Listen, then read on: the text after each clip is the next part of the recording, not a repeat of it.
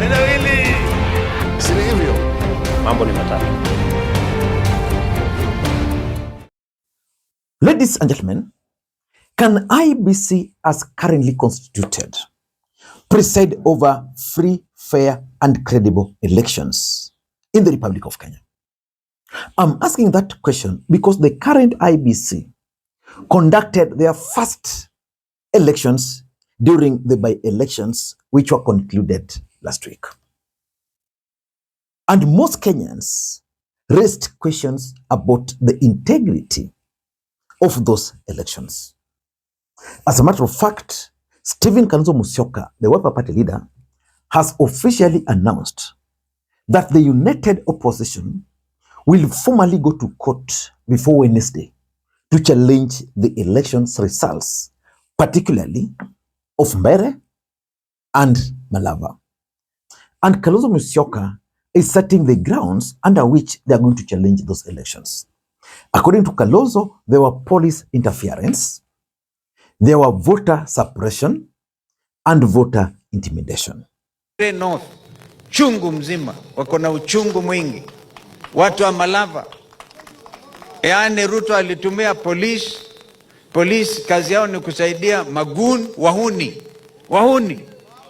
Yaani wahuni ni sehemu, imekuwa wahuni ni sehemu ya polisi. Na hiyo tumeyakadiria, tumeyaona, we are going to deal with it. Alafu mengine ni direct voter suppression na mengine kama hayo. Msichana moja huko Mbeere alikimbizwa na yeye anasema hata kwa mitandao. Yule waziri sijui anaitwa Ruku, lazima ameambiwa lazima hizo kura hizo ziwekwe zote, instead of taking the vote counting in several of those polling stations ndio watafute hiyo namba Ruto alikuwa anataka, walikimbizwa. There was no vote tallying. Kwa hivyo hii ni wazi, and kama wakili Njeru amesema, we are going to have a very clear, strong petition. In fact, if there was a way Ruto angekuwa na conscience kidogo, angesema hapa jameni, wachaneni nayo. So leo hii tena tukiwa hapa, tulikuwa tumeongea na ndugu yangu Rigathi Gachagua kwamba ataenda kwa maombi pale Kariobangi North, na mimi nikuja hapa tu initially kusema asante, kushukuru Mwenyezi Mungu. That move by Stephen Kalonzo Musyoka is actually causing serious political panic at State House. The truth of the matter is that William Ruto and his allies are well aware that there is nowhere those court petitions will head to. But politics is a perceptual game. Stephen Kalonzo Musyoka and the team are also aware that there is no justice they are going to get in courts before 2027. But they want to use that court process to play or to achieve certain political objectives, which I want to reveal to you guys in this video. Before we do that, for those who are watching this channel for the first time, please take a second or two, click the subscribe button so that next time we produce a video like this, YouTube will automatically notify you. And to the subscribers, I want to continue thanking you guys for your continued support. Because without that support, this channel cannot be where it is. Ladies and gentlemen, Stephen Kalonzo Musyoka and Martha Karua have indicated that they will be going to court. Sisi kama upisani tutaketi pamoja. We analyze what happened. We decide what we are going to do. Uchaguzi ukiisha haujaisha. Iko koti. Iko sheria inasema unaweza kimbiza mtu. Iko kifungo ya sheria inasema mamlaka iko kwa mwananchi. Haiko kwa wale wanakalia viti, iko kwa wananchi kwa jumla. Wacheni tukae chini tujue ni nini. Lakini hata kufanyike hivyo, mimi siwezi baduka. Ni one term. Sijaona uchaguzi mwingine ngondoro zinanunuliwa. You and me know so well that there's nothing they are going to get from the courts before the next election. If IBC was compromised, what will stop the courts from being compromised? But let us not get into that. Let me reveal to you guys why they are going to courts. Not necessarily to win, but they want to achieve certain objectives. Number one, The united opposition wants to use the court process to expose what they allege to be rigging.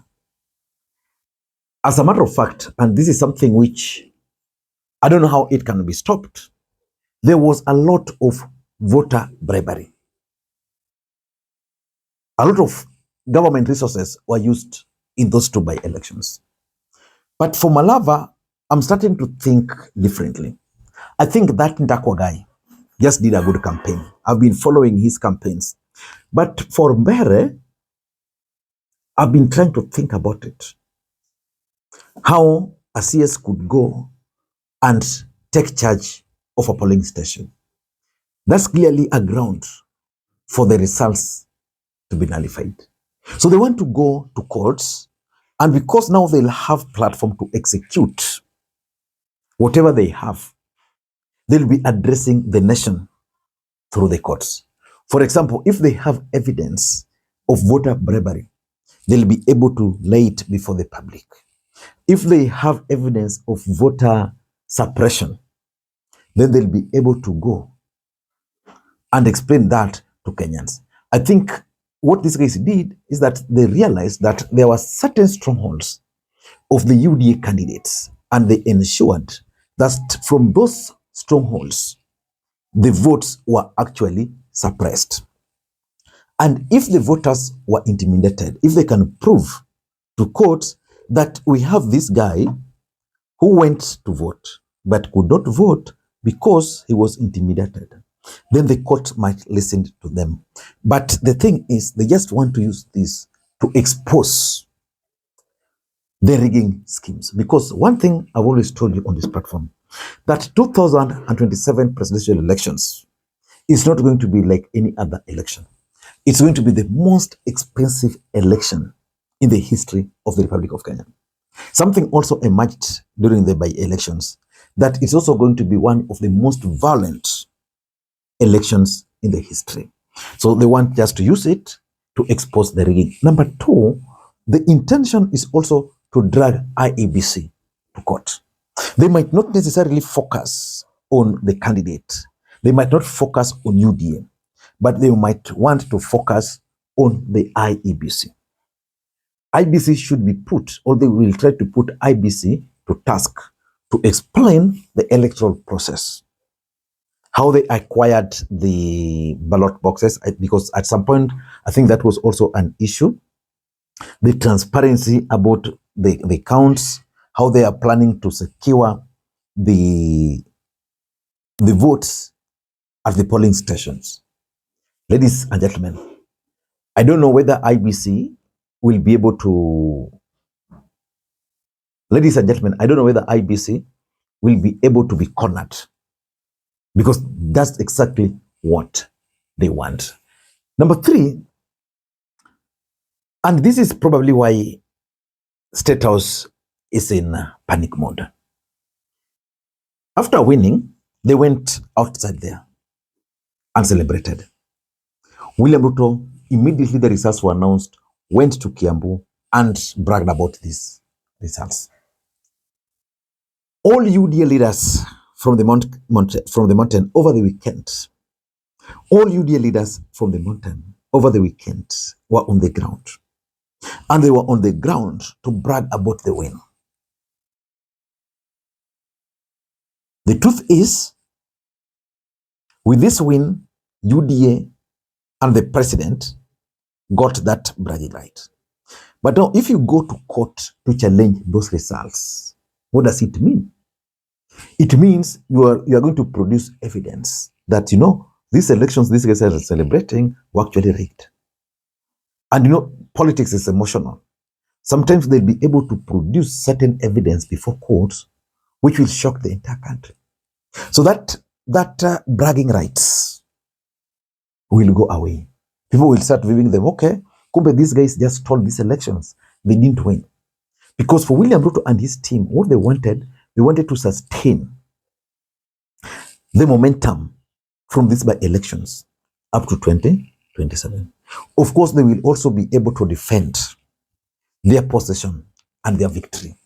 But the truth is, there is that fear that they'll be losing their bragging right.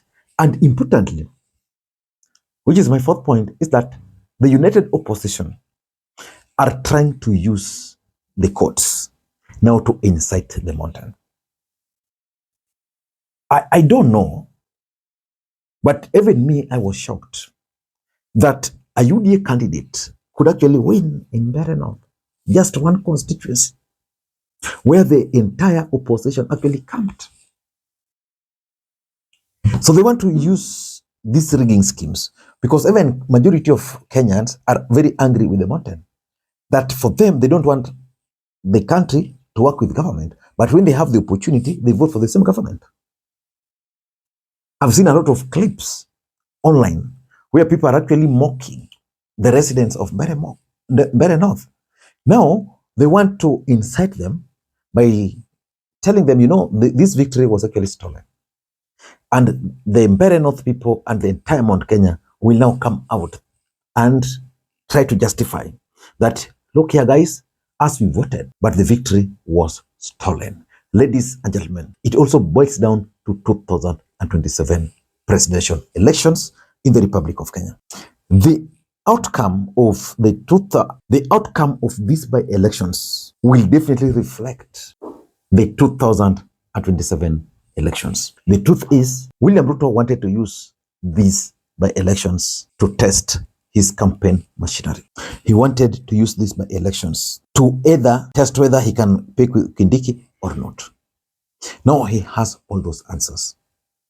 For Kalonzo Musyoka and the team, what they are looking at in the petition is they are trying to fix the loopholes which they noted during this by-election. For example, if the police were able to work very closely with IBC and with the government, how can they stop it? If there were allegations of voter suppression, how will they deal with it moving forward? If, for example, the voters were being intimidated, how are they going to deal with it? What will be their remedy from courts should they observe anything fishy ahead of 2027 presidential elections in the Republic of Kenya? Ladies and gentlemen, I think what Kalonzo Musyoka and the group are trying to achieve are clearly meant to deny State House and William Ruto the bragging rights over the win they registered in Mbeere and in Malava, because those two constituencies were being watched very closely by Kenyans, and the outcome are reflective of what Kenyans should expect in 2027. I don't know what you think. That's my take. Until next time, this is Makwiny. Bye-bye.